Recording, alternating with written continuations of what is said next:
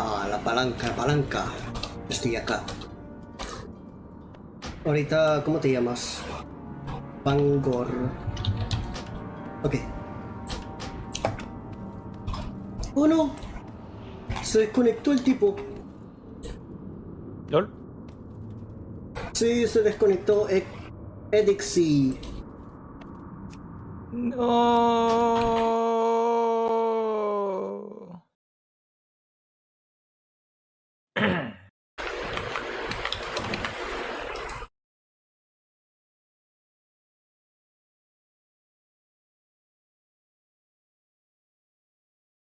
Para ser un viejo no le puse muchas arrugas a mi persona. Increíble. Vamos a ver si mi computador no llega a 80 centígrados. Hey, 66. Eso me gusta. Espero que en el stream no se vea tan horrible.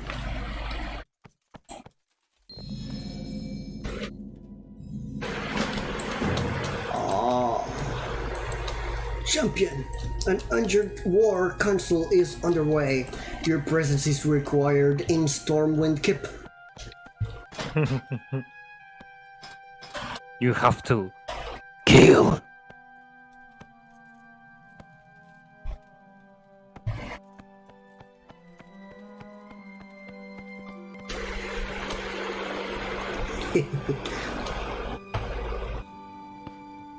Oh, vaya.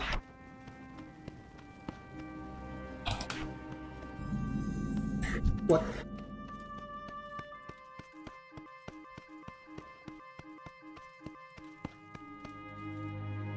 Oh my gosh.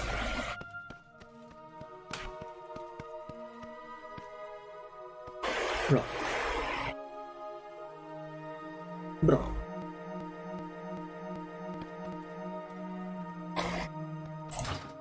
Bro, estoy contigo.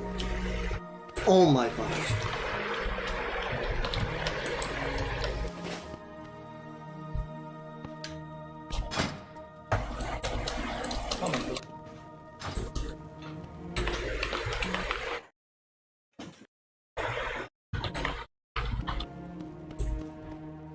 Hola. Oh my gosh, me crees tan lento. ¿Por qué me cree tan lento esta cosa? Estoy haciendo algo muy importante ahorita. Ah, pues. Confirmar la autenticación de mi cuenta de Firestorm para poder tener 4 slots más en mi mochila. Increíble. Bro, estoy contigo. Oh my god. Lo que quieres, estoy acá contigo, estoy acá encima, estoy detrás. Estoy de frente. Al lado de esta elfa. Oh, ok. ¿Qué quiere? Oh my god, no sé qué quiere. No tengo idea.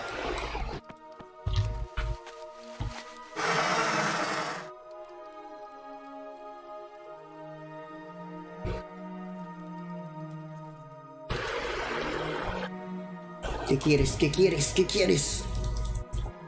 Estoy contigo, brother.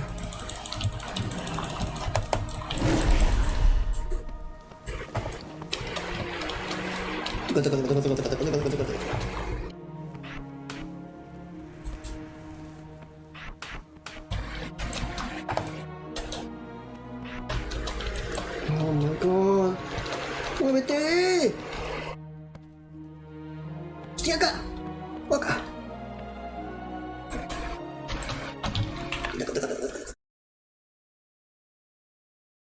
Quiero ver.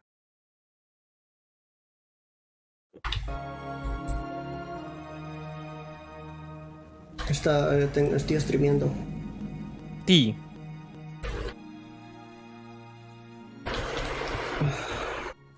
I cannot attack that. Oh my god.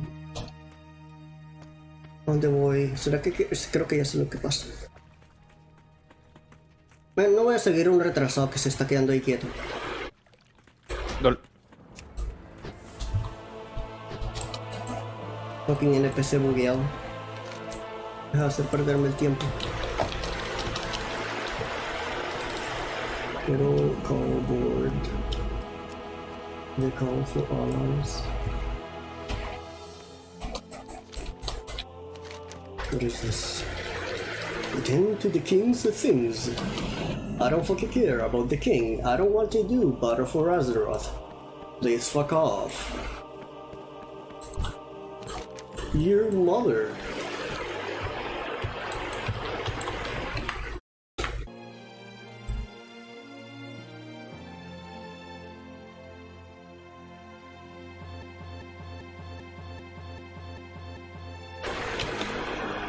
Survivors say they encounter I don't strange fucking care. and terrifying magics.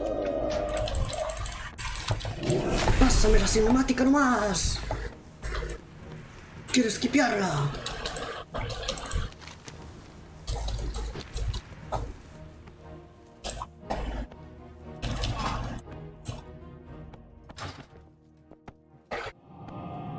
Pásame la botella. ¿Qué?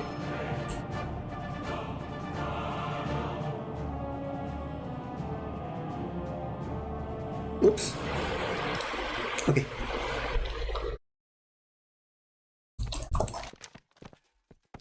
Creo que cuando tú termines ahí, Ariel, y seas nivel ¿Sí? 10, yo acá voy a estar terminando esta cosa de la mierda de Battle for Azeroth.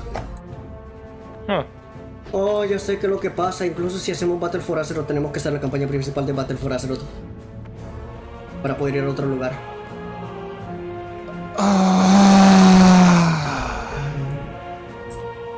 my god. Jaina, perhaps you are the survived have the power to as stop it. witnessed.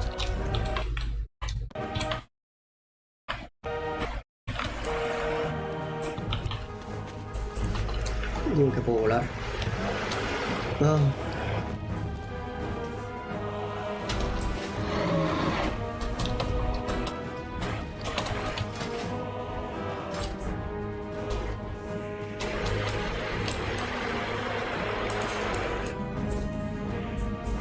Así que te salves. Ok, mira, acabo de hacer esta cosa y ahora tengo 20 slots en mi mochila. Brr.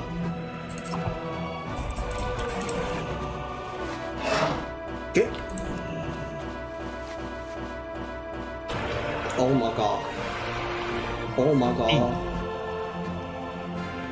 Oh my god.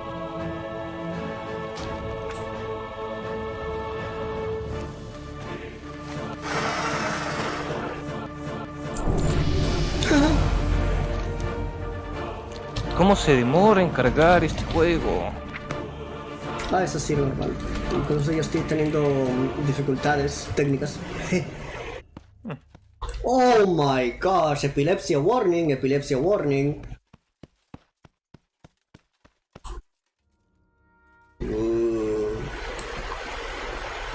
Wow. Qué fuerte la luz.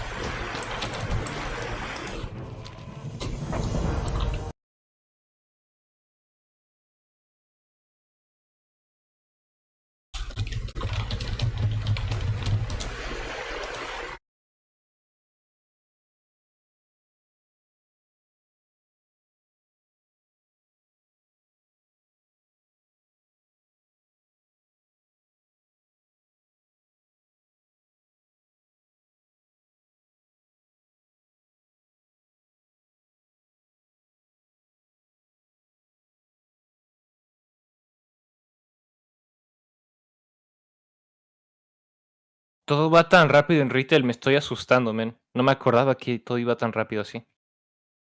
Yes.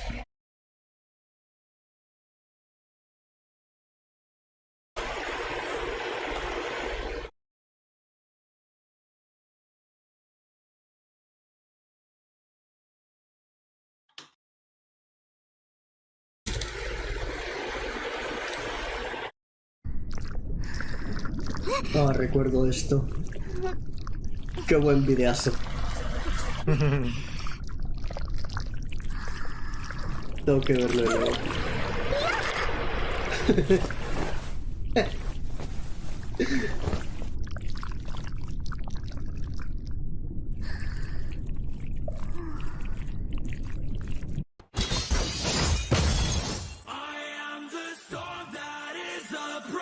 Let's go.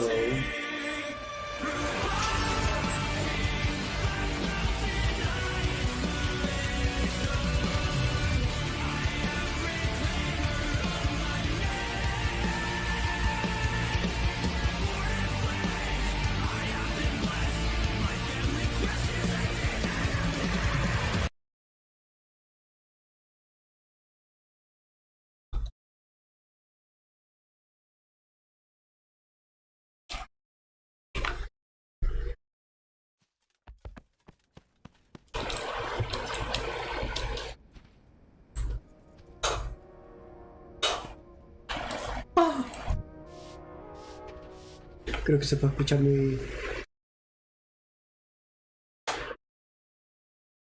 Espérate un momento, ¿se puede escuchar mi ventilador? No me digas que no se puede escuchar el ventilador. Ok, sí se puede escuchar el ventilador. No hay ventilador. No ventilador.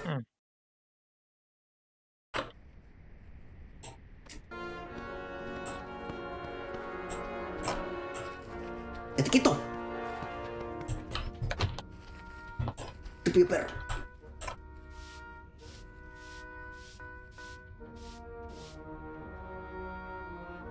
Ok. Lol.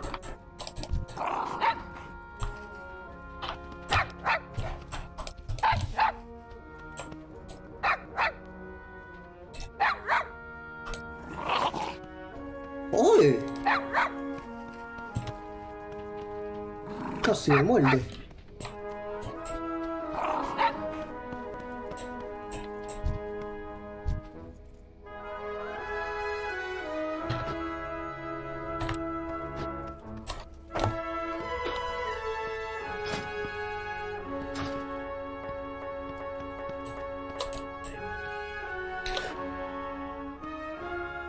Creo que puede ser horda invitar a alguien a un grupo. Ah, De la sí. alianza.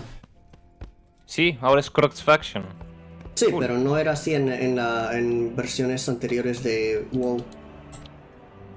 Sí, eso es reciente. Pero me refiero acá en Firestorm. Lo hicieron mucho más reciente que antes que, que Blizzard. Ah, bacán. Yes.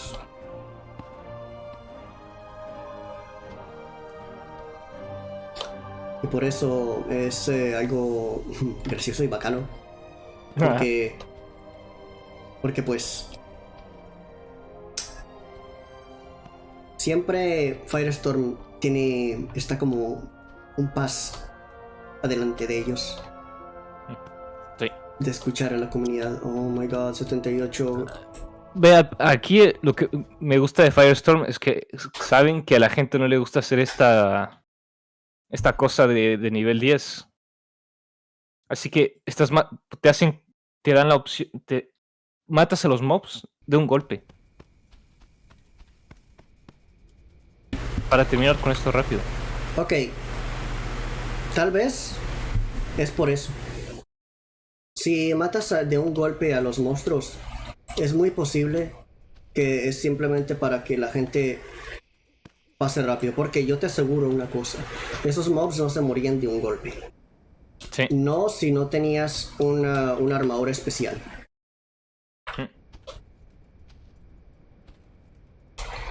Pero aún así me voy a demorar porque nada carga. Ah. Dijeron que se demora 2 horas en llegar al nivel máximo. En serio. Sí, algo así, que sí, demoraba 2 horas. Porque Firestorm no le gusta hacer esperar a la gente y gastarse el tiempo de la gente, ¿no? Listos. Pero eso sí, si eso fuera Classic no me gustaría.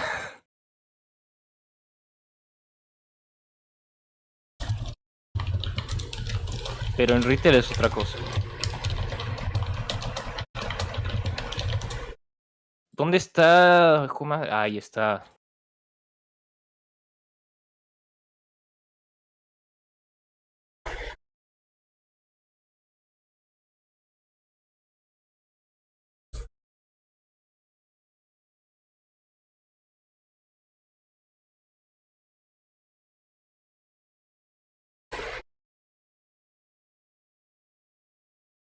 Voy a mutear el juego, men, porque está explotando los sonidos cuando cargan.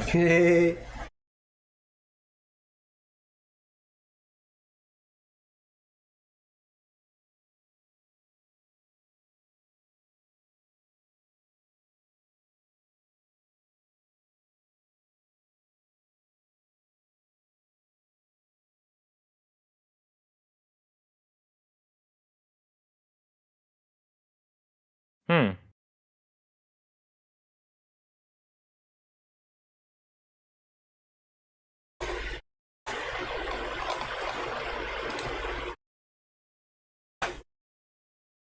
Compás.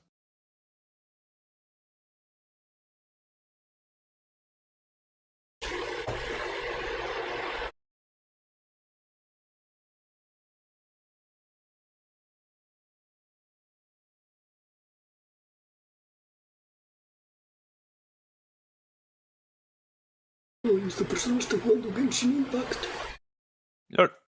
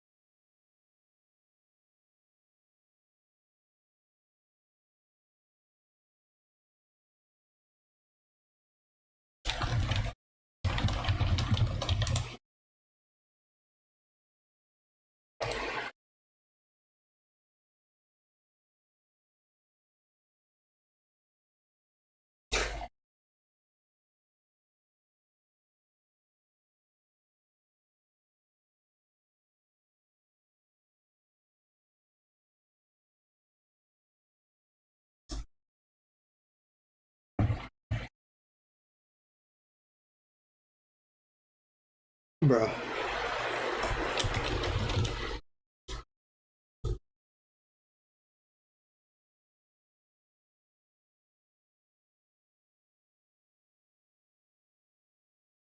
Yo soy nivel 8, por cierto.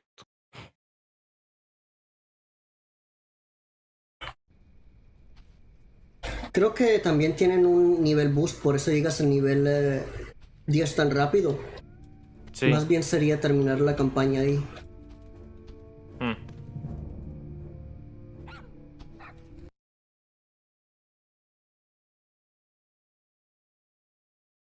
Ay, mataron al jefe este. Tengo que esperar que respawne.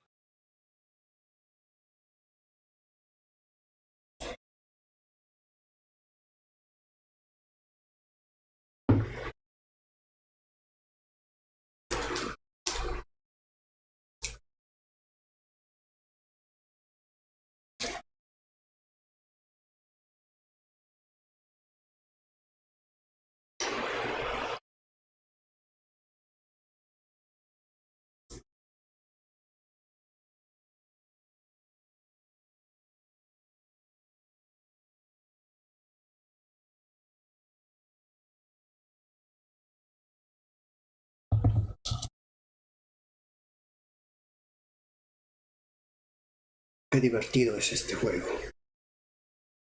Hmm. Incluso con Firestorm intentando hacerlo menos aburrido, sigue siendo aburrido. Sí. Porque debo esperar por ti.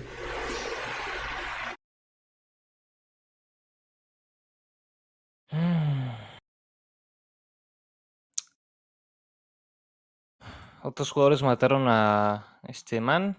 Tengo que esperar que respawne. Eso sí no arreglaron el respawn. Hmm.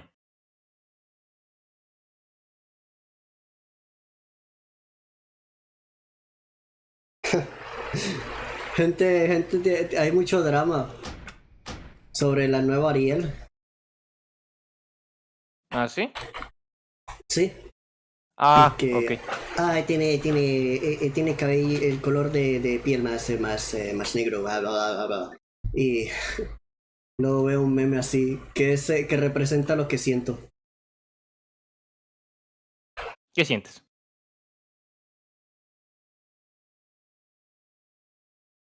Como las ¿Te compañías agrada? grandes, como las compañías grandes no me interesan lo que hagan.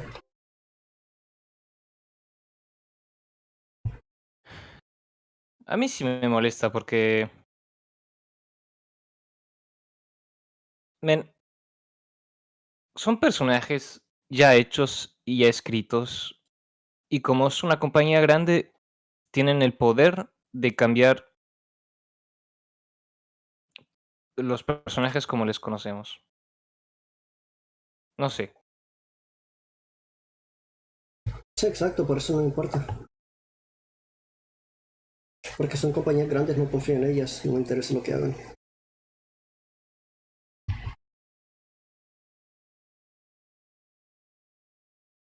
Sí. Necesito hacer algo acá para cambiar una escena de mi stream. Google Chrome.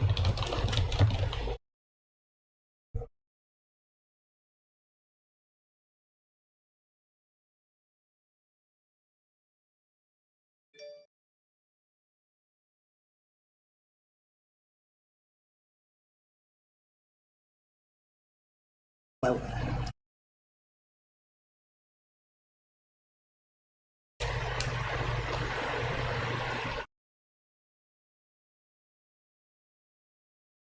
Ok.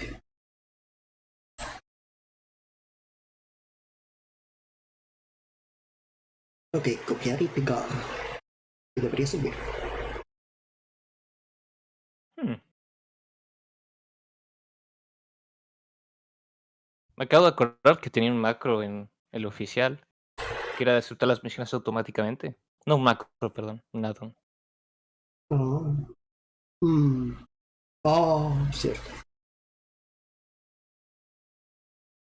Tú ya tienes addons, ¿no? En este, ¿o no? No. Mm, Hay que reinstalarlo porque es una nueva versión. sí.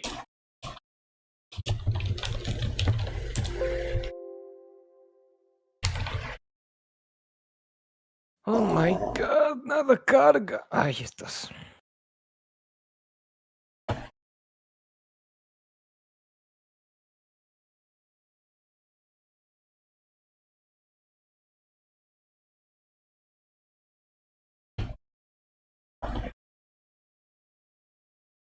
Videos ahí, a ver. Ah, ahí me veo yo. Mm, Ah, se escucha mi hermoso ventilador de vez en cuando. lol.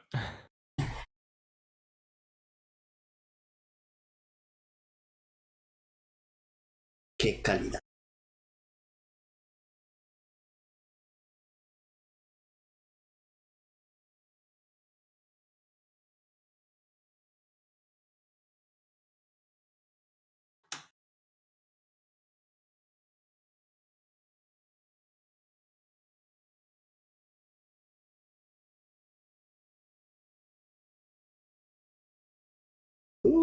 Esto va a ser interesante de ver.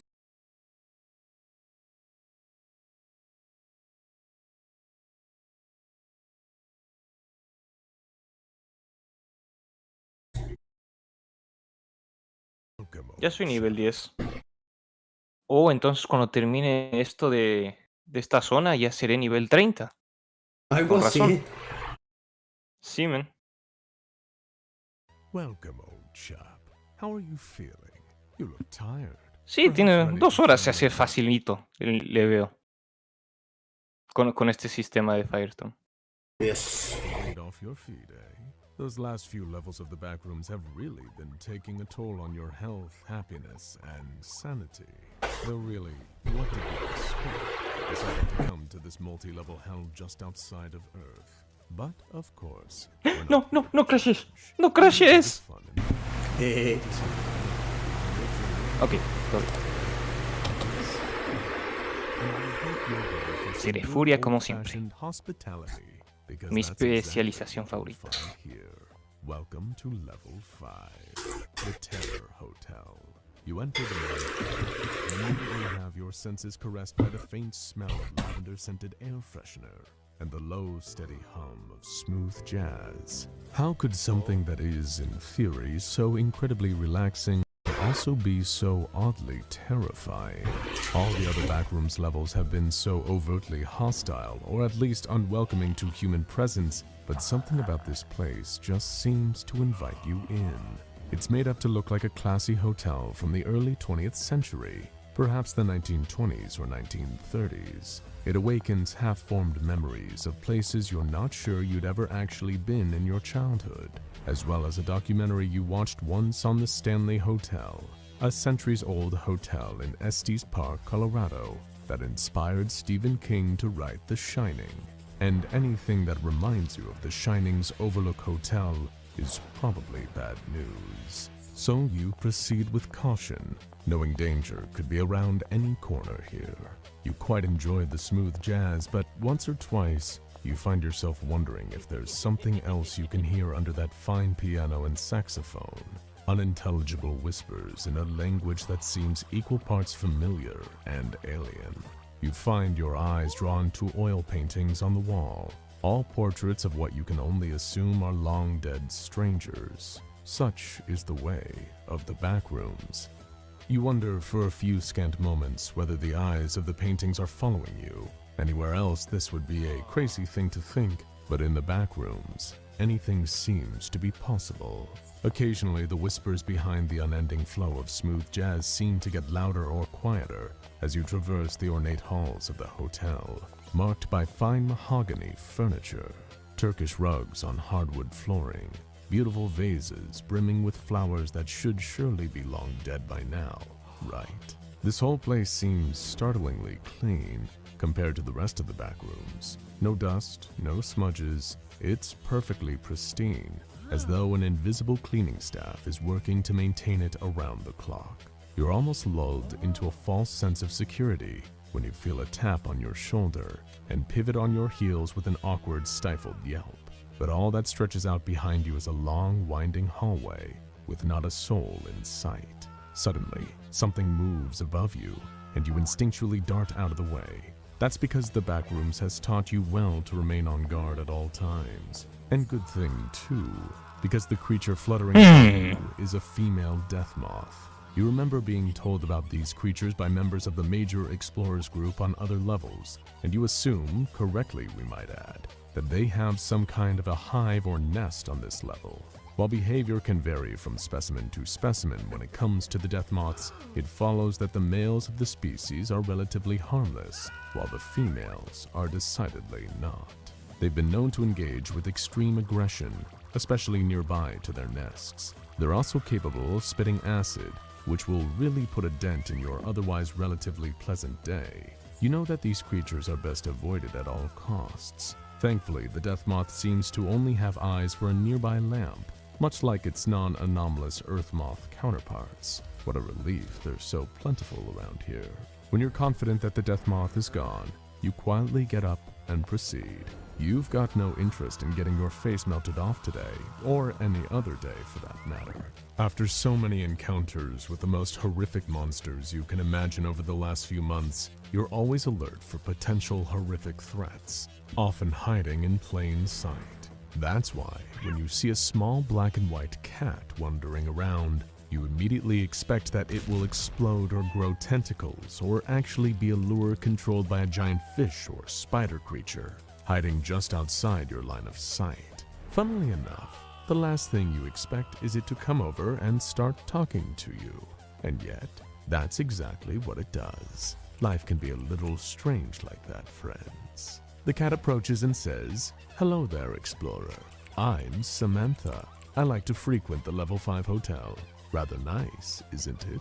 Partly out of the sheer surreality of the situation, you blindly agree. "Say, you wouldn't happen to have any meat on you?" she says in an oddly insistent tone that makes you think it's best to obey her. If you give me some, I'll tell you your fortune.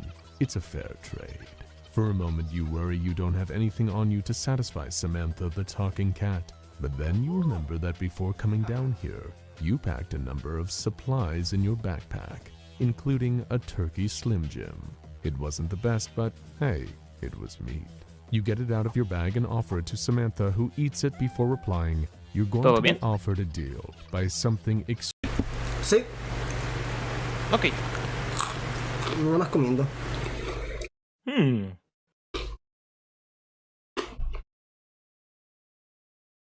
extremely dangerous, and leaving. What a heartwarming prophecy, you think sarcastically. In light of that, all you can really do is just keep moving. Your journey continues down the expansive network of fancy corridors that make up Level 5's main hall. How could such fine traditional opulence end up feeling so incredibly unwelcoming?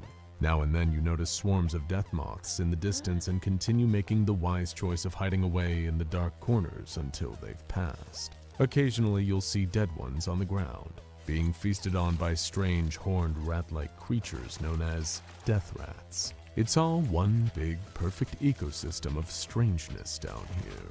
Eventually, you find yourself somewhere different. There's a silver plaque next to a grand set of mahogany doors with the engraved moniker, the Beverly Room.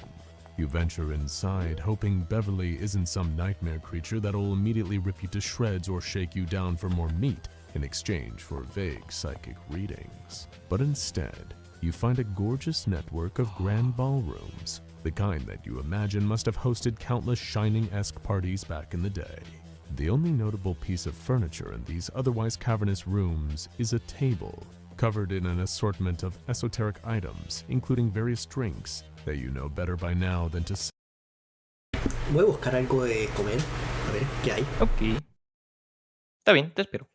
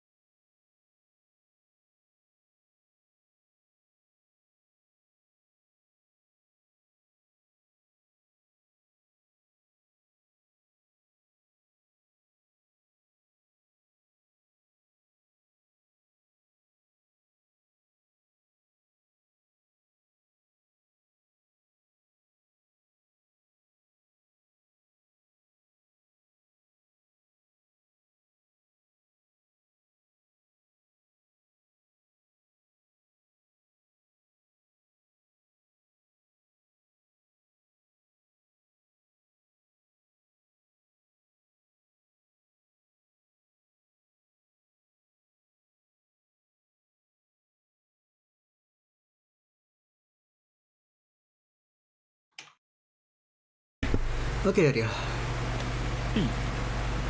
¿Tú ya saliste del tutorial? No. Ok. sample and a half-finished game of mahjong. There's an odd aura of evil coming off Estoy of yendo lo the más game rápido board that posible, somehow pero es que el tells juego you that you me need to stay away. está The last thing you notice before atrasando putting some porque no distance carga. between you and the mysterious table is a paper note, scrawled quickly reading, "Beware the beast." In the back rooms, you really wish it would be more specific. You feel another tap on your shoulder and quickly turn around, expecting to see nothing but instead, against all odds, saying, "Amelia Earhart." Yes, that Amelia Earhart, standing behind you, looking exactly the way she did when she disappeared on that fateful and monumental flight. It turns out that many famous people who just mysteriously went missing in the past ended up inside the back rooms after an unexpected no-clip. After all, it really can happen to anyone. Before you can say a word, she puts a finger up to her lips and shushes you.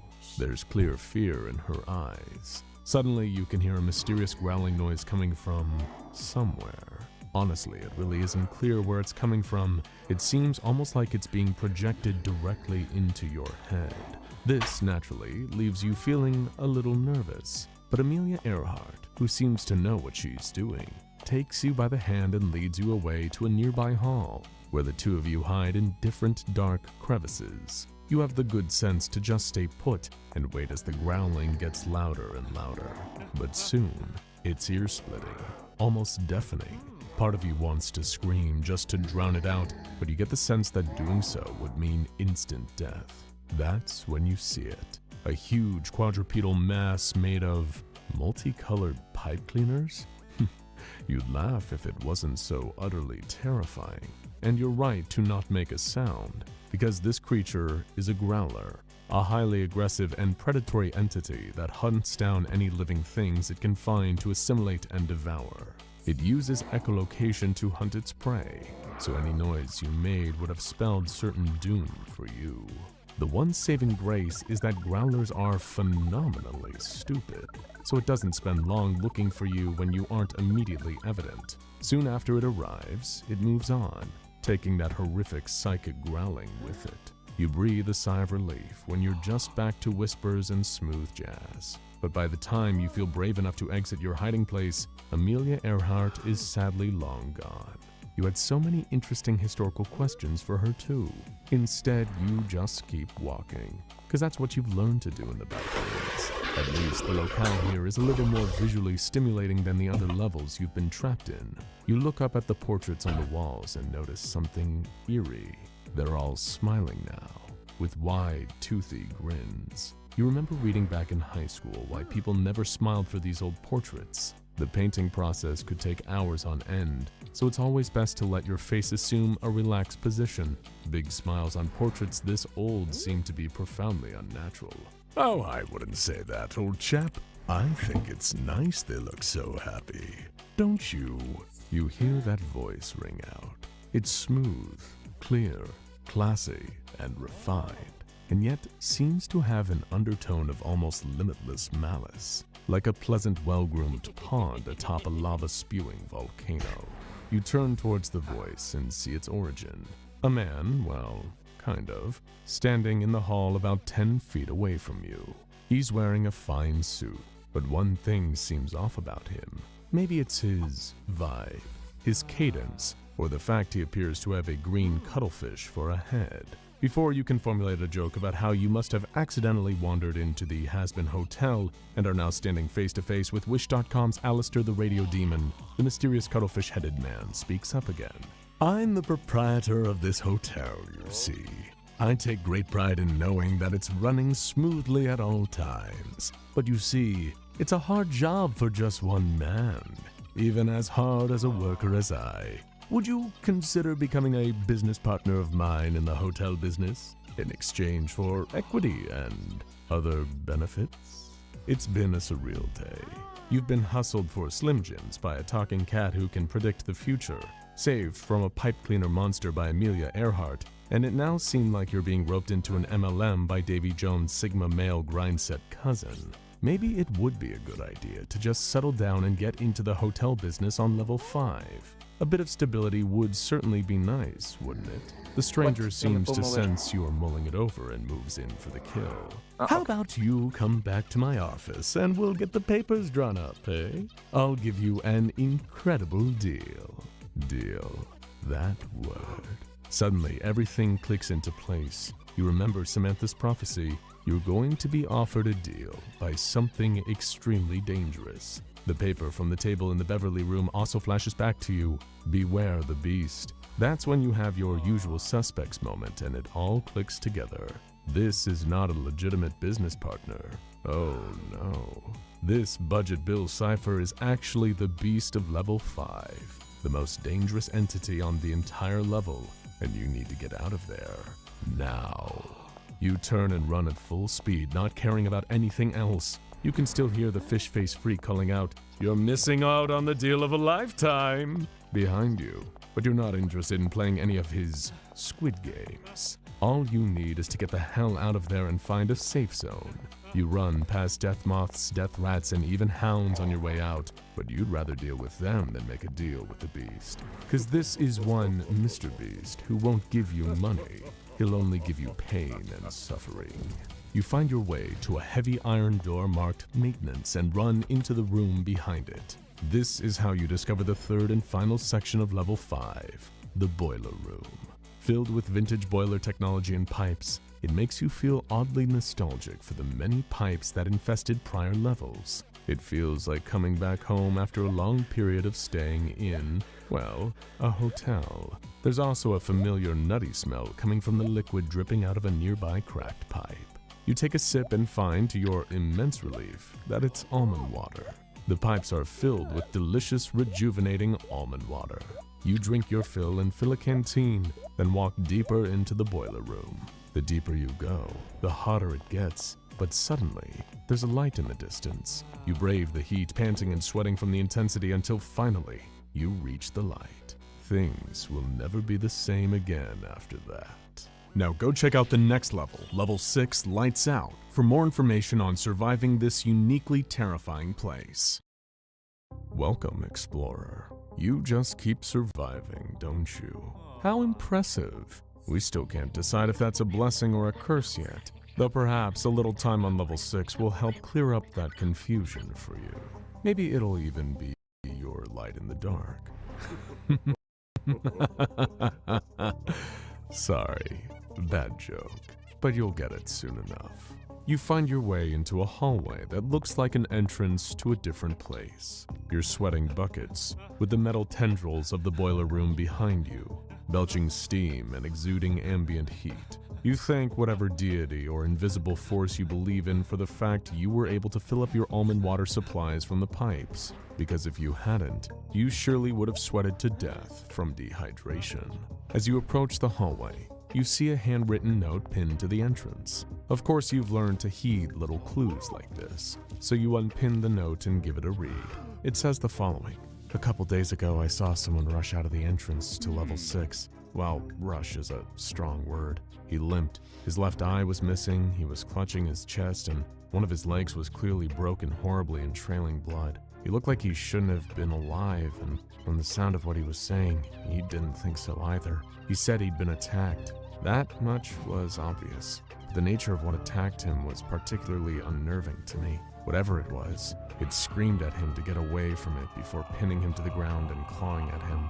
He said it felt like human fingers. He said it sounded like a human voice. I don't know where he is now. Some MEG operatives whisked him away to get his wounds treated. Maybe he lived, maybe he didn't. But seeing that guy come out of that level in that shape, I still think about it. There aren't supposed to be any entities, right? So, picture this. You're in a dark room, you can't see, there's no noise. Hell, you don't even know what it's made out of. Imagine you're in there for a while, say 5 hours, and every so often you hear a little noise, like something's moving nearby. Wouldn't you start wondering what's going on? What might be going on around you that you don't know about? Wouldn't it start to eat at you a little after a while? Then by hour 5, what would you do if something bumped into you? Even if it was a person, you wouldn't know that, would you? You wouldn't stop to consider what it might be. Rationality went out the window at hour 3. You just need to survive. And maybe you'd walk away from it all, not knowing what horrible things you'd done in that darkness. Level 6 isn't dangerous because there's something there. It's dangerous because there's nothing there. Admittedly, you don't pay as much attention to the note as you probably should. While it's hard to admit, you've always been one of those people who kind of sees what they want to see in any given situation. After all, your galaxy brain idea to escape your crappy life was to invest all your energy into getting into this hellscape. And can you really say it improved anything? That's why, upon reading the note, your myopic takeaway is, wait, there are no entities on this level? That's awesome! After everything you've faced so far, you're beyond eager to jump into a new level with no actual threats. After all, you've got plenty of almond water and snacks. This should be a cakewalk, a wonderful little break from all the horrors you've dealt with. But when you actually enter, you begin to realize that your optimism for this place was a little misplaced. It is completely dark, just utter, impenetrable Vantablack. You're in a universe that feels like it's never known light now. You pull out your most powerful flashlight and switch it on to shed a little light on the situation, metaphorically and literally, but the light seems to simply not travel.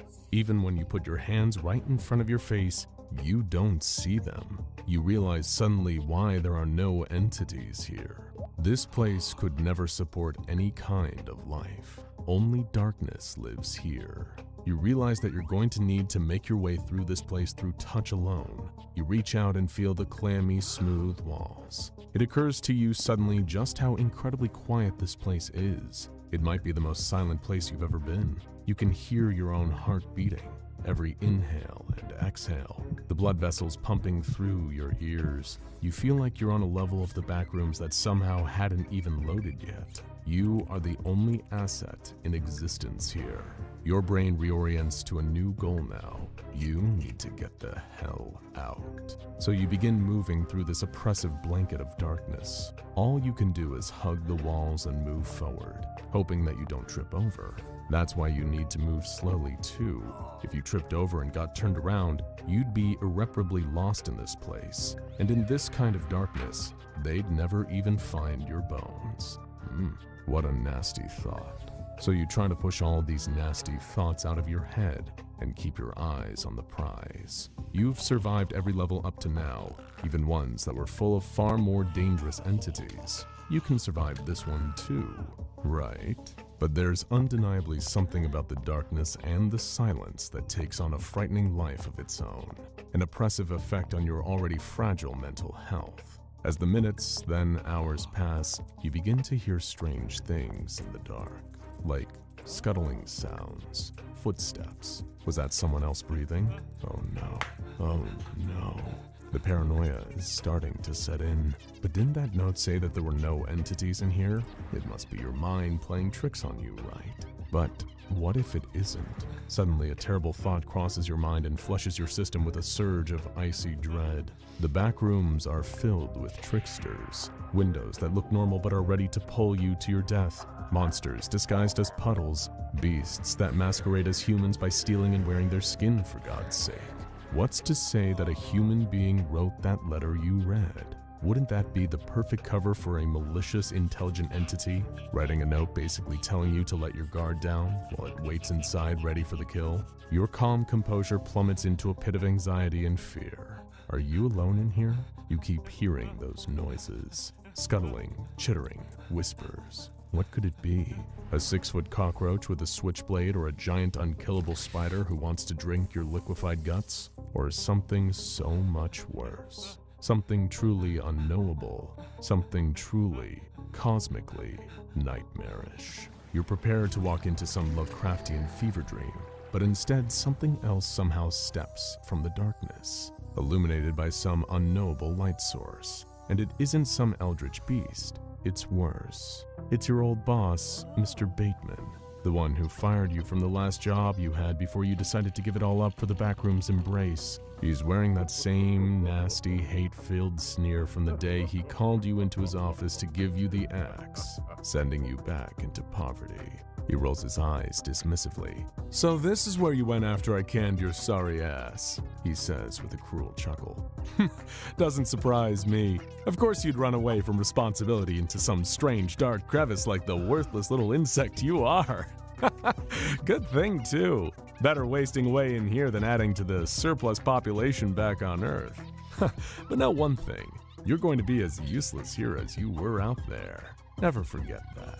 You're at a loss for words. Your body is shaking with a mix of rage and despair. How can this be happening, you wonder? Then it hits you.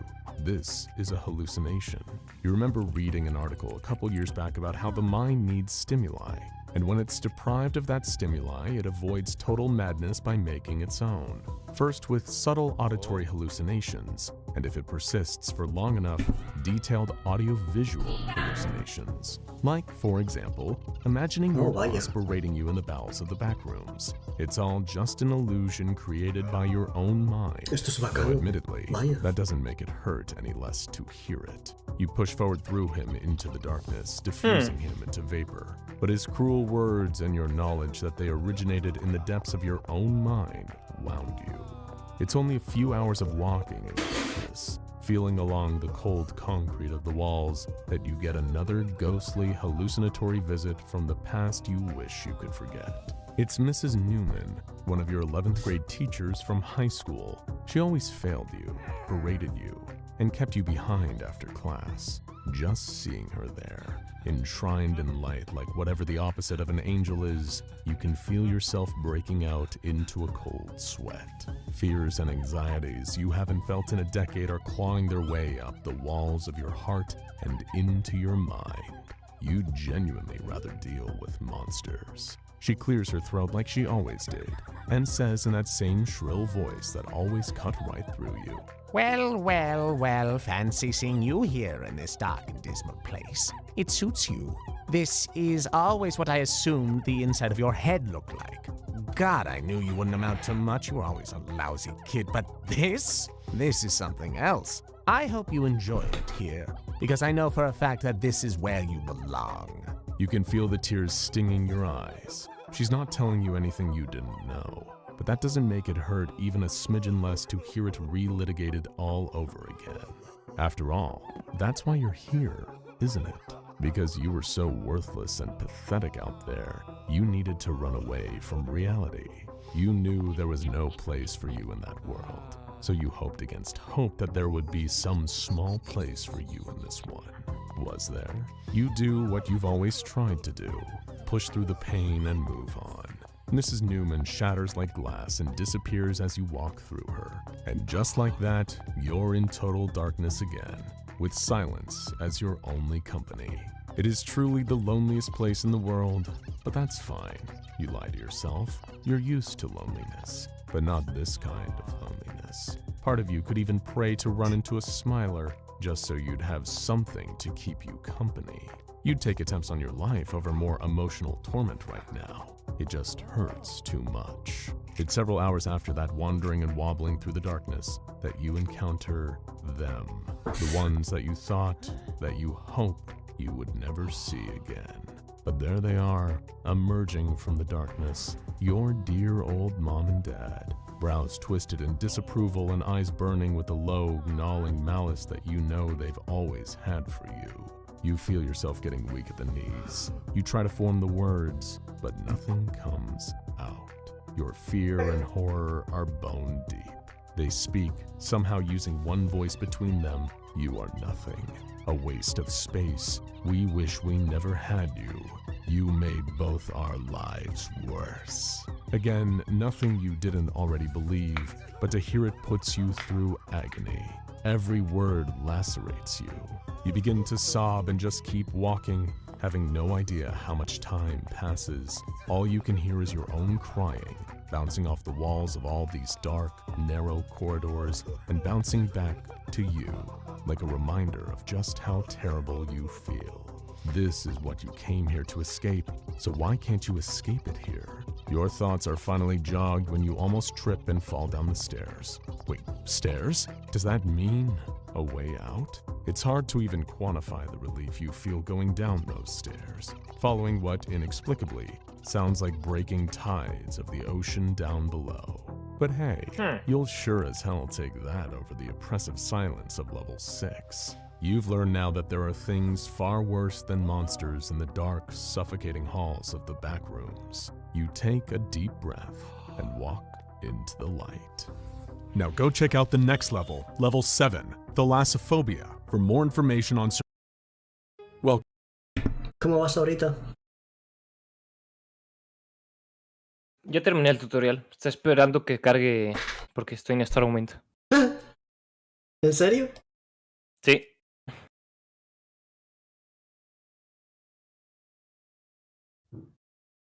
Ya soy nivel 15. Si quieres miras mi stream y podemos ver podemos ver este video que estoy viendo. Pues no veo nada en tu stream. Está en negro. No, what? Ay, no puse esto. Gracias. Ahí está. welcome back, Explorer. We hope you brought your swimsuit, because level 7 is considerably more, well, let's say, immersive than the previous levels. And we mean that in the entirely literal sense. If you happen to suffer En el from stream solo hay sonido, pero no hay imagen.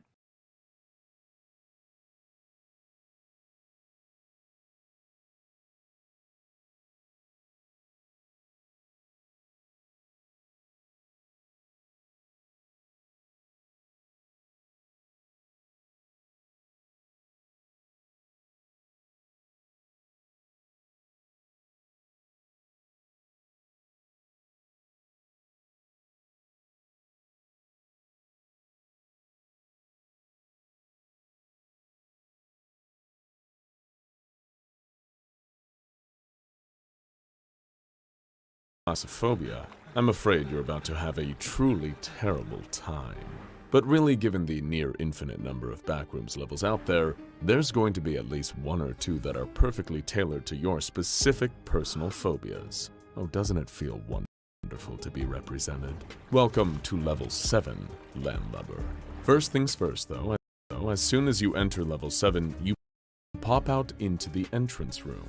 This is about as typical as things get here, so do take the time to drink it all in and appreciate the familiarity before we send you into the madness that lurks beyond the walls. This room doesn't seem that odd, by backroom standards at least. There's a large bookcase against the left wall, filled with a variety of bizarre, unknown books you've never heard of before. Not that you were ever the bookish type out there, but that's not the only furniture in the room.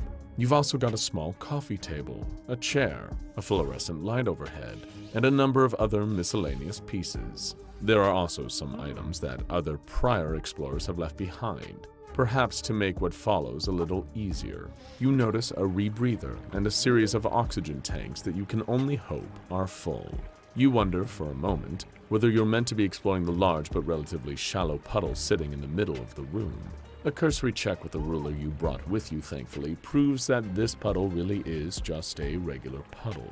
This, naturally, causes your attention to turn to the mysterious door on the other side of the room.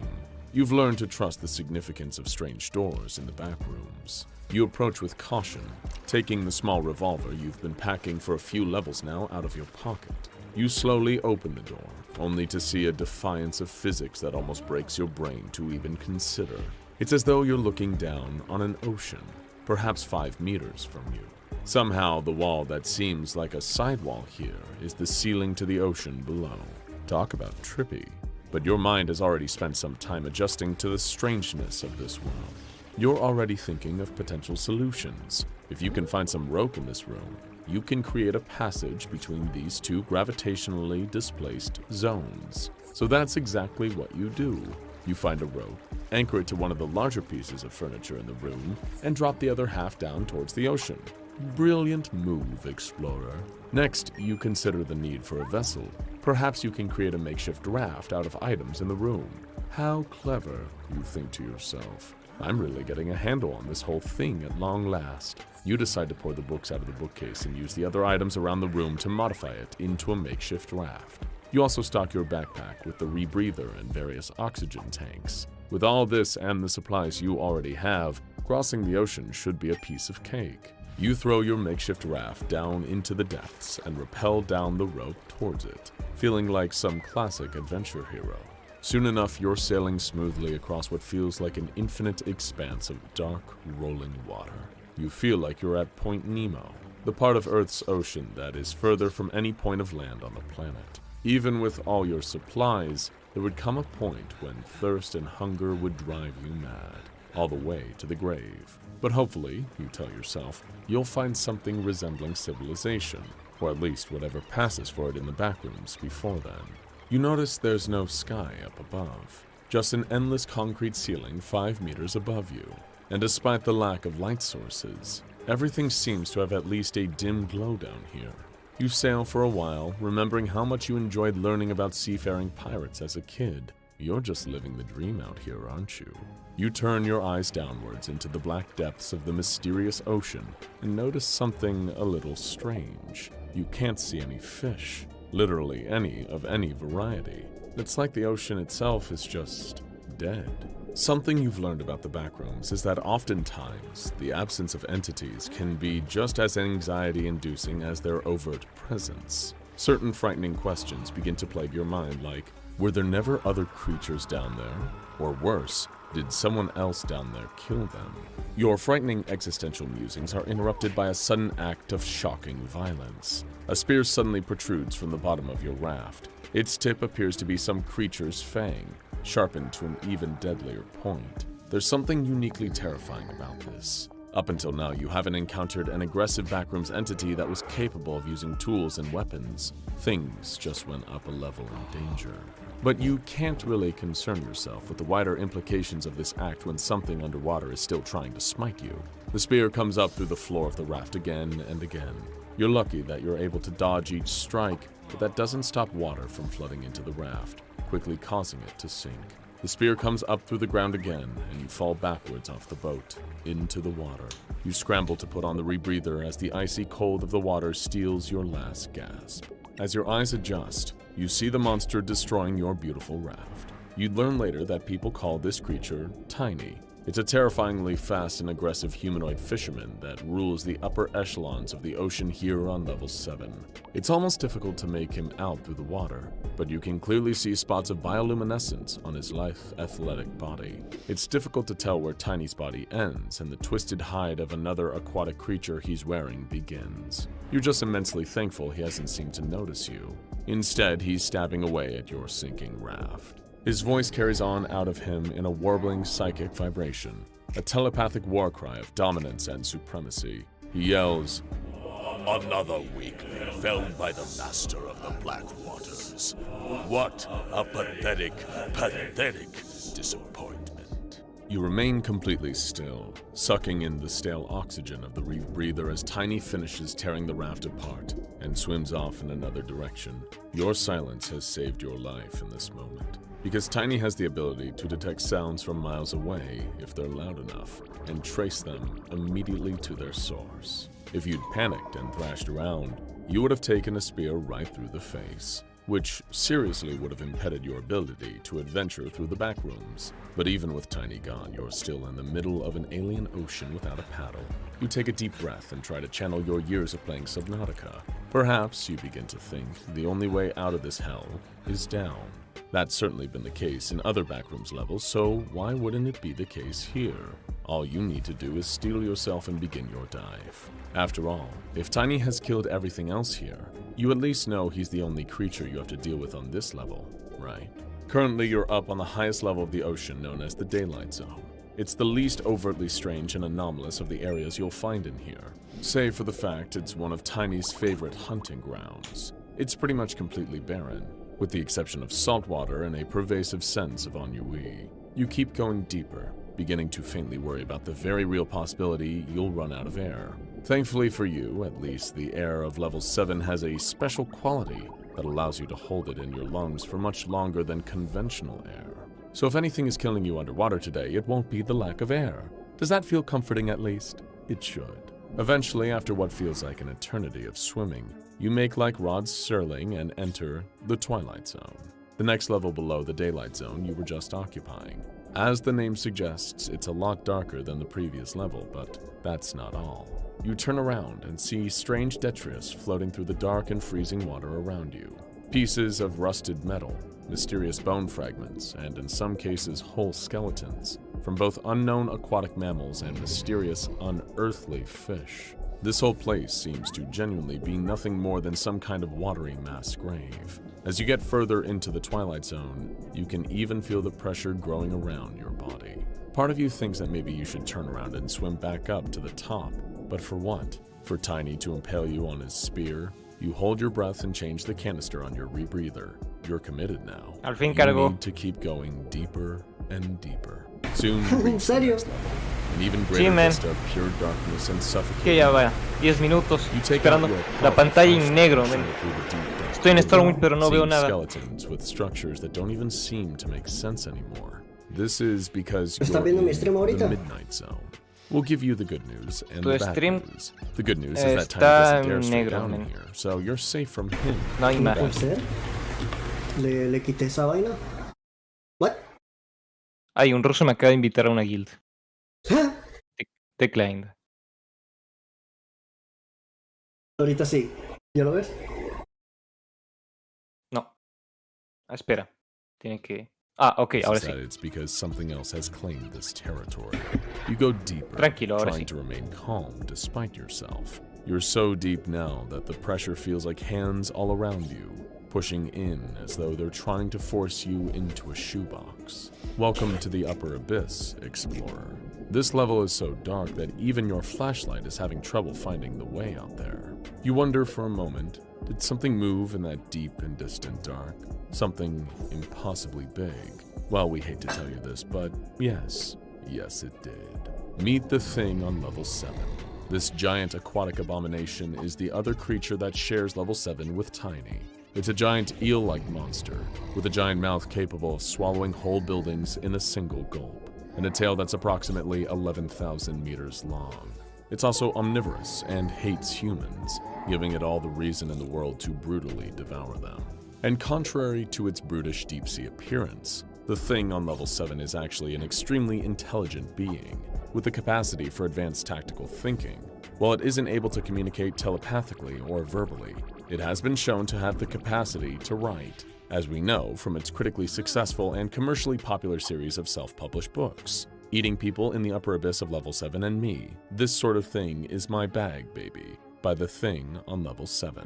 We recommend checking the books out, honestly. Despite him being a giant, terrifying aquatic horror, The Thing on level 7's prose undeniably has a certain degree of charm and wit, compared to some of the works of Bill Bryson or David Sedaris. Incidentally, you can find them in the entrance room bookshelf if you were the kind of person with enough curiosity to actually look for them, rather than just turning the bookshelf into an ill-fated raft. You wisely decide to turn off your flashlight, because the Thing on level 7 is extremely sensitive to light, and would likely see it as a very good reason to devour you.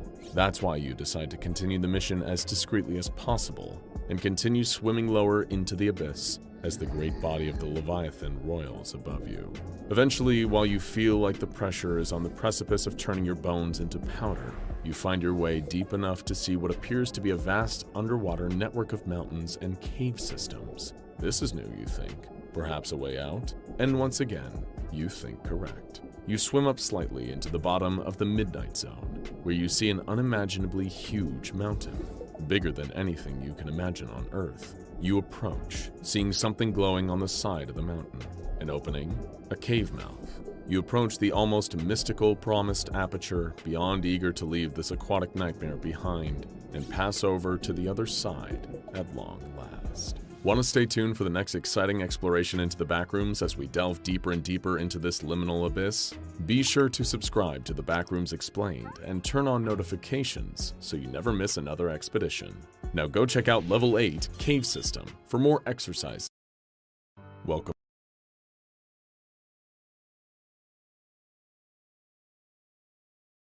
back, Explorer.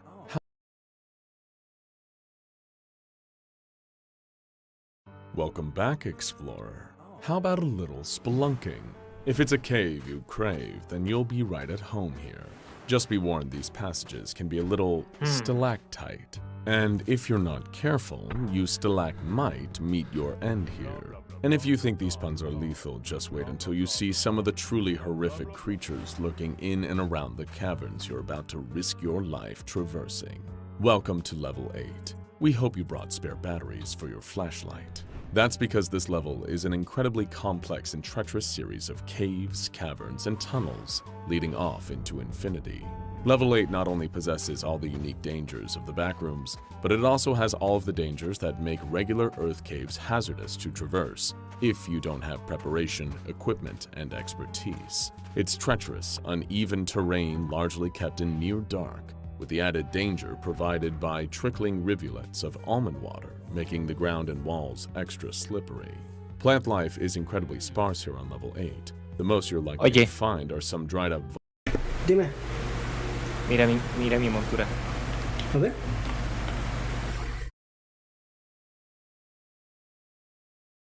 Oh, vaya, es cierto. Es la que le... Es la montura que me regaló mi primo. What? Vaya, ¿en serio? Sí. Interesante. Y te lo regaló en WoW entonces. Sí, el juego aquí, en Firestorm. En Firestorm, no sé que tu primo está en Firestorm. Sí, ahorita no creo, pero hace unos años cuando jugábamos al Battle for Azeroth me la regaló. ¿Por qué nos vamos casi con él? Ah, es que ahorita no puede por su computadora. Ya, pero antes sí podía. Ah, antes. No sé, la verdad. Tal vez estaba muy ocupado. Tal vez.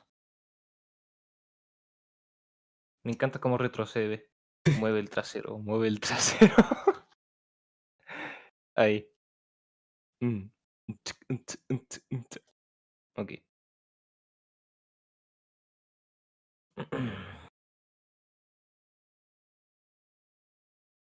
¿Cómo es esto?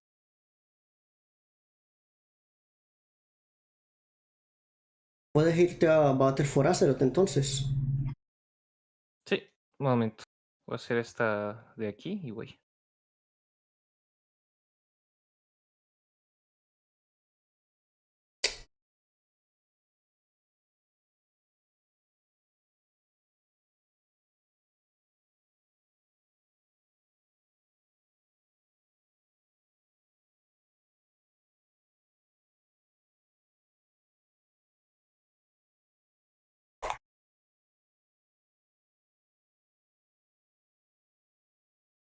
Tengo que venderme y dejar cosas en mi banco, eso sí.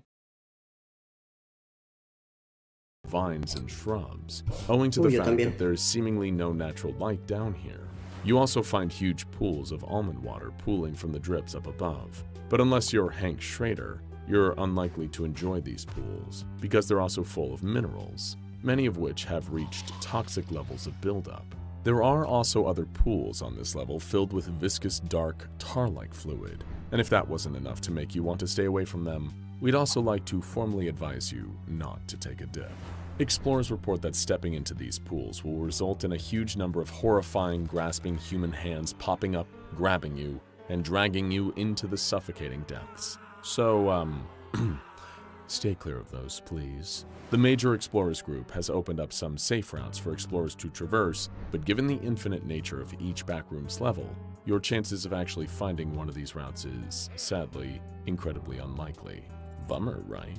And if your extensive history of gaming in your previous life taught you anything, it's that bad things lurk in the dark, slimy innards of caves. And you saw The Descent, so your fully expanding legions of pale, flesh-eating bad people be on your ass before you know it. But that would be a pleasant vacation from the things you're actually likely to run into down here. Level 8 has more hostile entities hanging around than you can shake a stick at, even by backroom standards. And one echo tumbling through the darkness of the caves could tell them all exactly where to find you.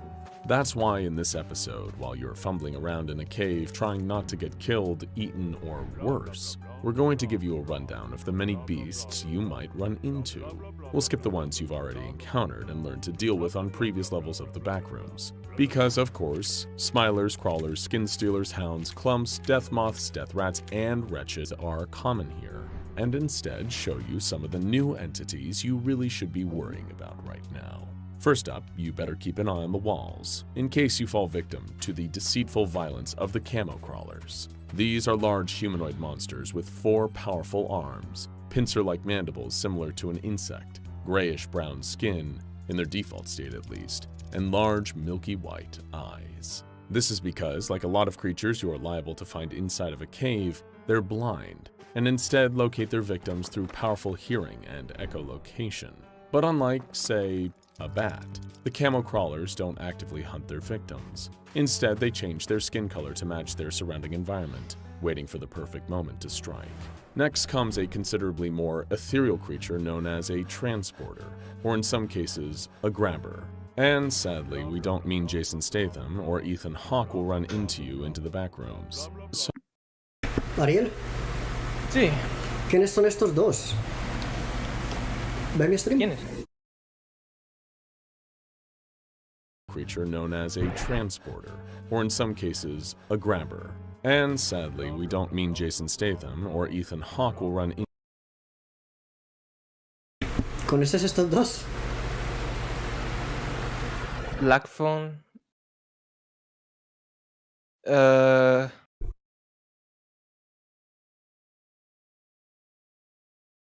uno es de una peli reciente y el otro no sé. into you into the background. Ma, es que no sé, es una referencia a These eso. are actually floating legless shadow people that roam the backrooms more and more frequently the further you go down. For reasons unknown, they have a tendency to appear at T-junctions in passageways. If you don't turn tail and run in enough time, they'll make the passages around you turn into walls, blocking off your escape. At that point, they'll float towards you and grab your shoulders. At this point, one of two things will happen. If you're unlucky, you may just die right there on the spot. If you are ostensibly luckier, you'll be thrown into some other level of the backrooms, where all you can do is hope that you'll be a little safer here. Really, it's best to just avoid the transporter altogether.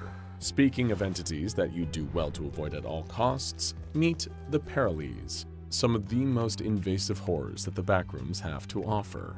These psychic parasites resemble incredibly small garter snakes, which may appear harmless at first, but if they can get close to you, you're in for a horrifying fate. They'll use their psychic abilities to disarm you and crawl right into your ear, at which point they'll lock their teeth onto your brain and begin a 3-step process. During the first step, which can last for weeks, the person afflicted will begin to lie uncontrollably, deceiving everyone around them for seemingly no reason. During the second phase, they'll begin to travel around the rest of your body, leading to mental unrest and profound physical discomfort. Your speech will be impaired, and you'll find yourself only able to eternally repeat slithering, crawling, slithering, until stage 3 takes hold. At this point, the Paralee will crawl back into your brain and take full control of your body until you die. It will even lay eggs in your body, leading you to become a breeding host for even more Paralees. Sleep tight. Except you really shouldn't sleep, because you might run into a hostile child faceling. We know what you're thinking. Wait, why are you telling me this again? I encountered a faceling already on level 1. And while you are correct there, there's an important distinction between a faceling and a child faceling. The adults are, for the most part, pretty docile and harmless. But if you see what seems like a strange, long-haired little girl in the distance, then buddy, it is time to run for your life. Child facelings are demonic faceless children with sharp blades and nasty attitudes. And if you get caught off guard by a group of them while you're in the cave systems of level 8, you may end up on the business ends of their blades. Next comes an entity that isn't really actively aggressive, but is still best avoided for reasons we'll discuss very soon. The Fault Crawlers. These are centipede-like entities that live in colonies across the backrooms, with elongated mandibles resembling that of a stag beetle. These creatures are highly poisonous, so we'd advise you to avoid eating them at all costs, if you're that kind of weirdo who just loves eating centipedes for some reason. And again, while they won't ever directly attack you, their presence can be a bad omen, as it can be a sign of more dangerous entities lurking nearby. Speaking of even more dangerous entities, we have one of the most mysterious entities in the upper levels of the backrooms, the Reviooks. Despite their somewhat whimsical name, these beasts are not to be trifled with. If ever you enter an area and the ground seems to be vibrating, then it's time for you to get the hell out of there, because you're likely about to be the victim of a hungry emerging Reviook. When you see the ground beginning to crack, it's probably already too late. A pair of huge muscular arms are likely to pop out of the ground and drag you underneath to your doom. Sometime later, your skeleton, picked clean, will be shoved back up to the surface. So be sure to walk without rhythm, and you won't attract the Reviok. Okay, now let's have a little bit of fun and lighten the mood. Just because we're in a cave shrouded in perpetual darkness doesn't mean we have to be all doom and gloom, right? So to make us all feel a little better, how about we hang out with a bunch of huge spiders? Oh, doesn't that sound like fun? Oh, I can just feel the joy and enthusiasm coming off of you. You're in wonderful luck in this regard, because level 8 is absolutely filled to the brim with these 8-legged pals. They're so synonymous with this level that these enormous spiders are known as the arachnids of level 8. Let's meet them. The most common forms are simply known as the arachnids. Biologically, they're highly variable, coming in a number of colors and ranging in size from 2 centimeters to 2 meters in length. If you're lucky and you stay out of their way, you might avoid one of their highly venomous bites. The mother of all these spiders is known as the queen spider, who is massive in size and will absolutely tower over most human beings who dare step into her domain, at 7 to 10 meters in length. It probably goes without saying, she's best avoided, right? And then there's the third variety of spider lurking on level 8, eager to menace anyone or anything that invades their personal space, the Franken spiders. Now there's a name that just warms your heart and fills you with absolute comfort and tranquility. These are the friends that just won't go away because, for mysterious reasons, the Frankenspiders have unparalleled regenerative abilities, which keeps them from ever being permanently killed by an explorer or one of the other entities lurking in the back rooms. We recommend keeping a flashlight handy because light can act as a deterrent against the arachnids of level 8, and almond water can work wonders in helping to treat the venom of spider bites when applied topically. And this brings us to the last significant monster of level 8. So significant, in fact, that they have a notable effect on the very topography of the level. These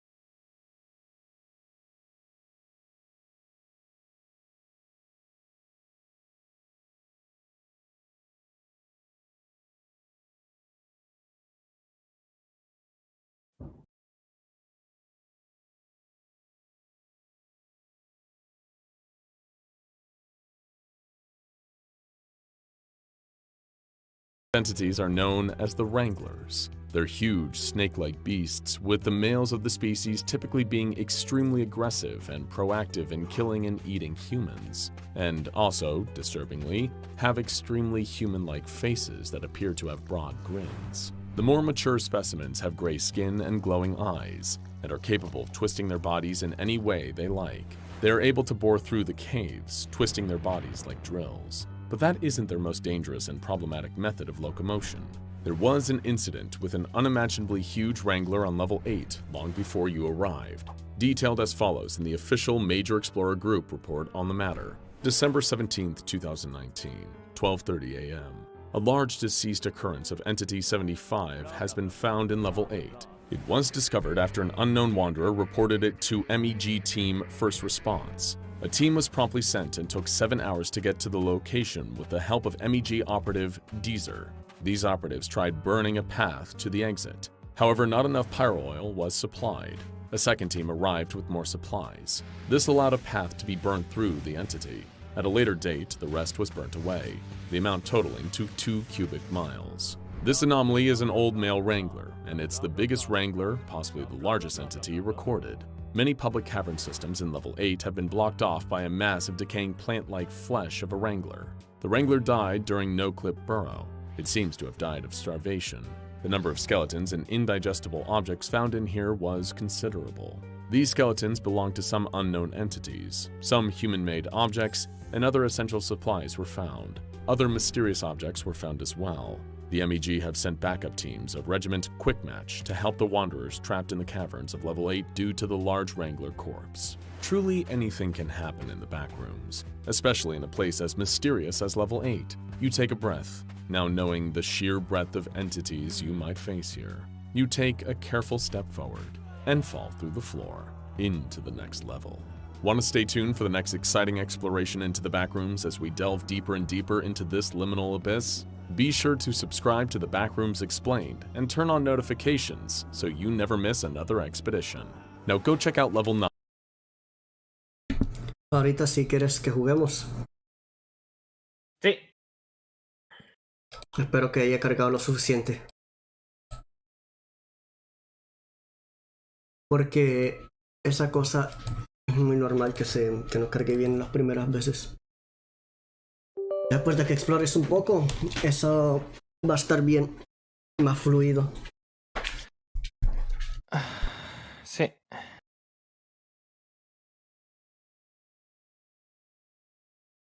Yo me encontré con esos muros azules que son como que... Sí, yo igual. Eso, que están ahí en medio de tu camino y no puedes hacer nada, no puedes moverte. Y bueno, uno de ellos era como que era pura epilepsia.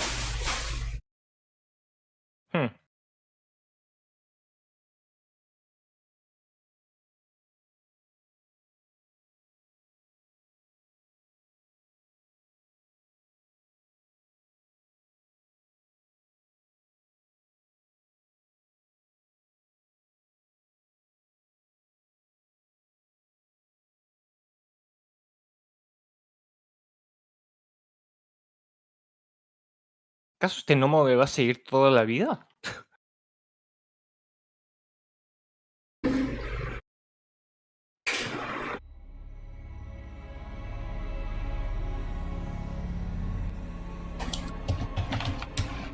Wait. Ok. ¿Cuál gnomo? Este de aquí, el de la misión. Ah, no quiero verlo porque mi computador se calentaría mucho. Está bien. Voy a cerrar esto también.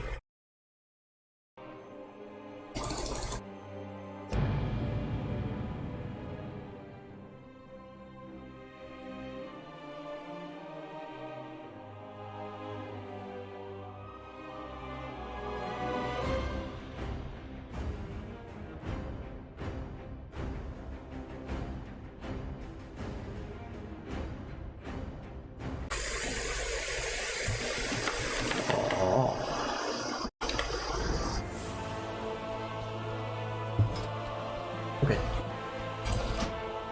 What? Espérate. ¿Quién Algún es? sitio. Ah, este. Sí. Hola. Rose. ¿Quién es Rose? Rose. No sé.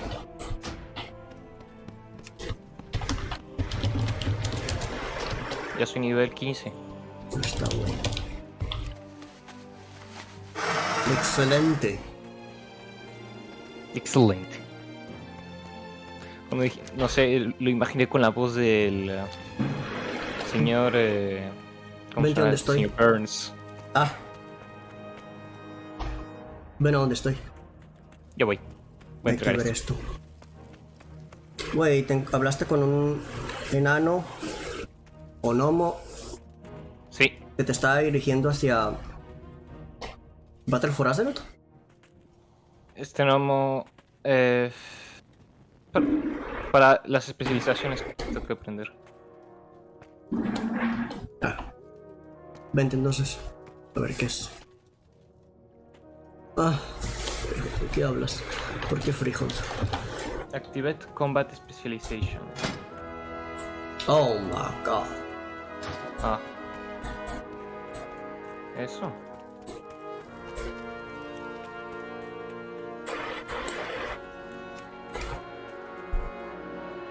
Ok.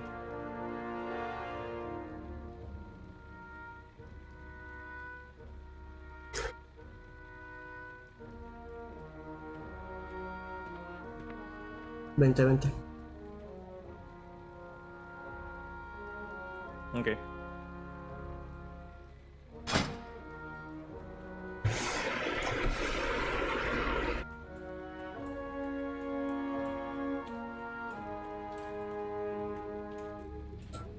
Ah.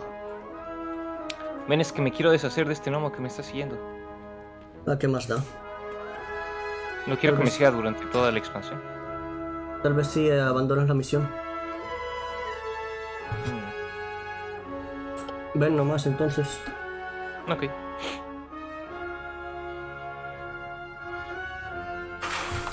Quiero ver qué es esto. Verga.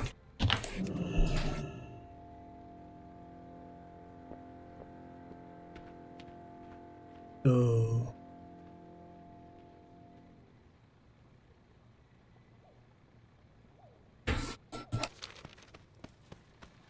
Hola.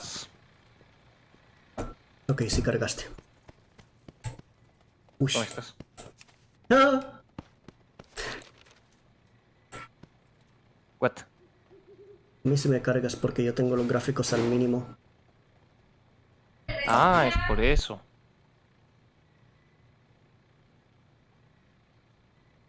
¿Qué dijiste? Es por eso. Un poco por eso.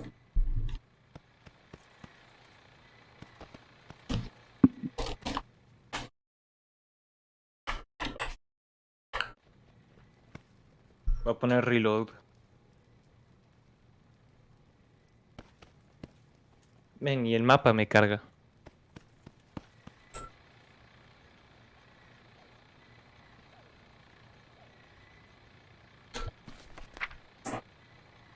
Bri, bri, bri. 4.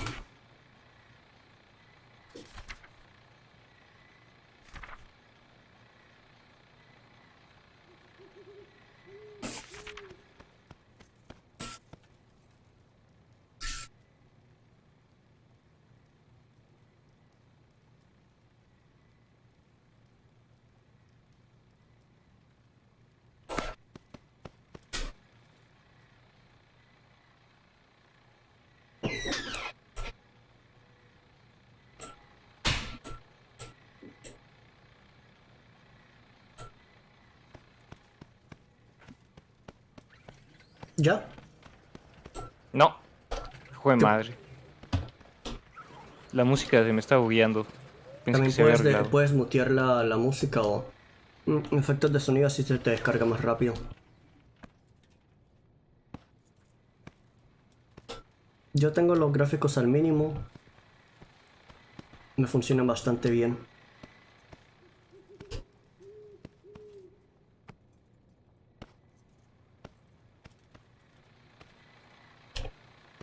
Veo a todos los jugadores que están aquí menos a ti. Bah. Ah, no, espera, qué bruto ese eres tú. Ok, Oh ya my te vi. gosh. ¿Qué pasa si interactúas con esto? Con el... Sí.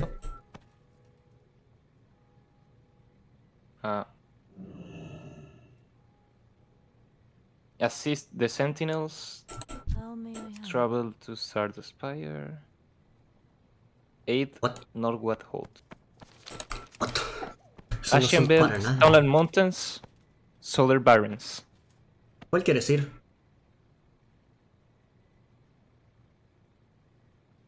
Southern Barrens, creo. ¿Quieres ese? Me acaba de llegar los efectos de sonido de una misión que completé hace 5 minutos. Vaya. No me deja aceptar ninguna, creo. Ok. Ok. Ok. Ah, ok, entonces ya que. Ok. Ok. Ok. Desapareciste el momento que te subiste la montura. Claro, sí, porque cargué una montura. Tal vez si cargo esta. Ah, ok. Ok, ya está.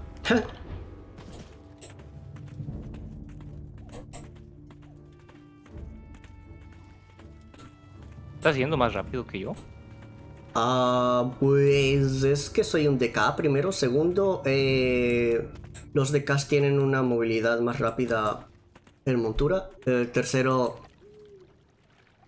Ah, ok. sí estoy yendo más rápido que tú. Al parecer tienes el aprendiz de montura de 60% y no de 100%. Por alguna razón.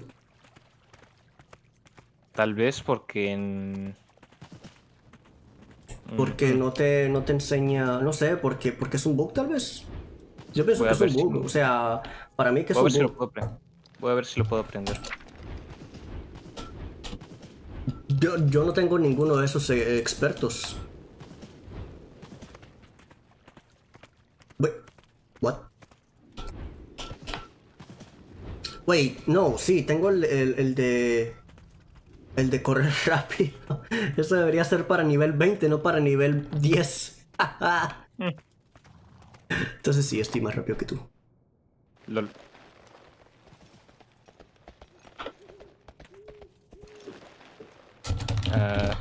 Aquí está. ¡Ah! Es cierto, yo puedo comprar el Journeyman Riding, que es el 100% de velocidad. Pero yo estoy yendo al 100%. Acá me dice, increases ground speed by 100%. Let's go. What the fuck. Let's Bueno, go. pues yo voy a tener que esperar a tener oro.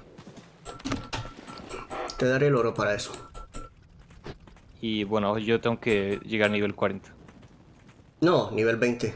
Para poder correr a 100. ¿No es Master Riding? No, ese es para volar. Ah, ok. Ah, se consigue rápido. Vamos a aliviar rápido. ¿A dónde vamos? Interesantes bags. ¿Tú tienes unas bolsas grandes o pequeñas?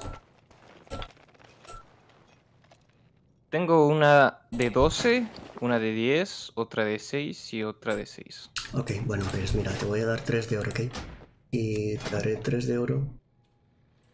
¿3? ¿Ahí ves 3? Sí. Ok. Help you find something? Toma los 3 de oro. Y habla con esta tipa. Te va a dar una... Farewell. Te puedes Well comprar met. una bolsa, solamente una. De See you 16. around. ¿Solo una? Sí, solamente una. Ok. Hello. Have a good ¿Te one. sirve? Sí. Ok, puedes venir. Ah, Hay otras personas que tienen el mismo nombre que tú. Voy a ver si puedo comprar otras. No, no puedes, créeme. Yo lo he intentado. Es Ok, pues. una I buy bolsa and trade. única, sí, Safe ahí travels. dice. Hmm, Entonces vamos a venir a comprar a una bolsa más, creo. Sí, pero yo tengo algo que tú no. ¿Qué es? 4 slots más en la mochila.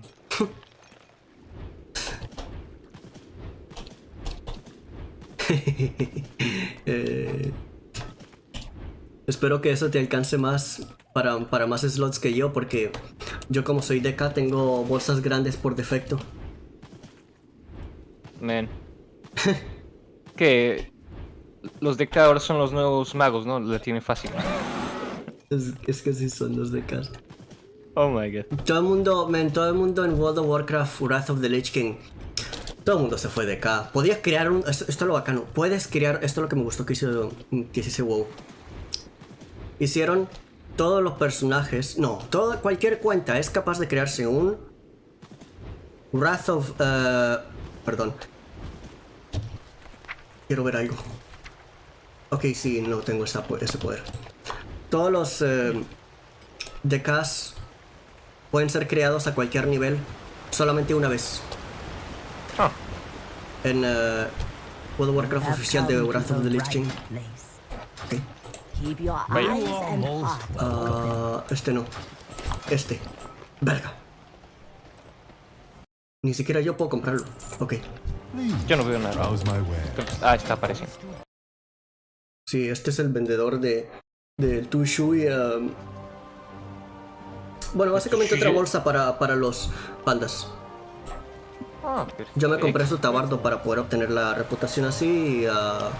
bueno, tomar el backpack. Ahorita quiero farmear mi montura favorita. ¿Cuál es? No me acuerdo cuál es que se llamaba exactamente. ¿Es un tigre? Creo que era un... No, era Nethergate. Nethergate Dragon. Básicamente un dragón de... a ver, era un dragón que se encontraba en la zona del otro mundo. Terrayende debe ser. Terrayende, a ver. ¿No puedo alejar más? Ok, sí puedo. Hasta Draenor, cierto. Outland. En Shadow Moon Valley, sí, es acá, en Outland. Creí que se llamaba Terrayende. ¿Tal vez en español? Creo que sí. Tal vez. De hecho, si quieres te descargas el juego en español, pero tendrías que, bueno, descargar tantas cosas. Nah. No quiero esperar otra hora para... ¿Sabes? Creo que... Ya me creo que... Ya me sí. acos- Mira, sí, ya me simplemente acostumbré. esperas. Esperas nada más a que descargues las texturas y todo. Después de descargar las texturas, tan fácil puedes ir a cambiar el lenguaje y muy fácilmente descargar las cosas nuevas. Estoy bien con el inglés, no me molesta. ¿Acaso no quieres escuchar el Surcafauces? No. Es un a la mierda. ¿Cómo veo mi reputación aquí? Que es diferente. Acá, verga, no es. Pulsa, abres la cosa de tu persona. Ah, ves, en U. Pulsa su. Ah, ok. Tushui Pandaren. ¿Cómo Ya regreso. se consigue reputación en retail? Matando cosas, no sé. La verdad no sé. Es matando cosas y pues tienes el tabardo que representa lo que quieres representar y obtienes reputación de ya cosa que representas y Ah, entonces si hacemos misiones se suela siempre y cuando usemos tabardo. sí, siempre que tengas el tabardo, eso pasa. Qué bien. Interesante cosa. ¿Ahora qué? Yo estoy acá cambiando algunas cosas de mi computadora para asegurarme que no se buguee tanto, por así decirlo, y no se caliente, especialmente para que no se caliente, necesito cambiar algunas propiedades. Aquí está la Aiza, Equilibrado. la que me está observando con los ojos cerrados. Qué miedo. Ok, perfecto. Entonces, ¿Firestorm tiene acaso add-ons como Turtle Wow así en su propia página? Algo así, tendrás que preguntar a la gente y luego tienes que asegurarte que es legit lo que te están diciendo, o si lo que te están ofreciendo y tal, ¿sabes? Porque no quieres ser Ok. hackeado, necesitas tener que ser una confianza entre las personas. Ujú. Ok. Ahí estoy. Ahorita tal vez el stream se vea un poco más feo, no lo sé. Pero en específico, el World of Warcraft podría estar más lagueado. Vamos a ver. Verga. Vamos a abrir. ¡Pararam!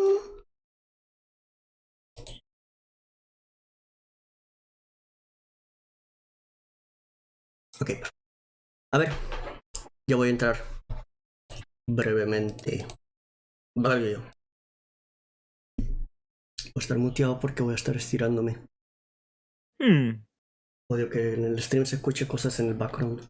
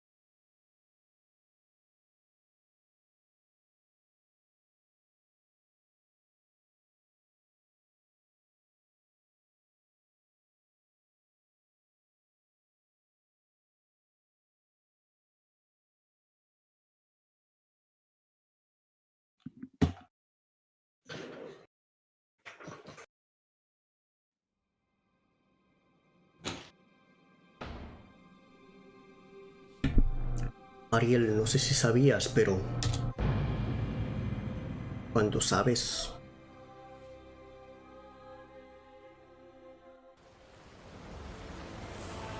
interesante, ¿no? Creo que Ariel se fue justo cuando regresé. Ahí, música. Ok, mi computador tiene más dificultad de llegar a 80 grados centígrados. Pero sigue llegando a 80 grados centígrados. Sigue siendo malo.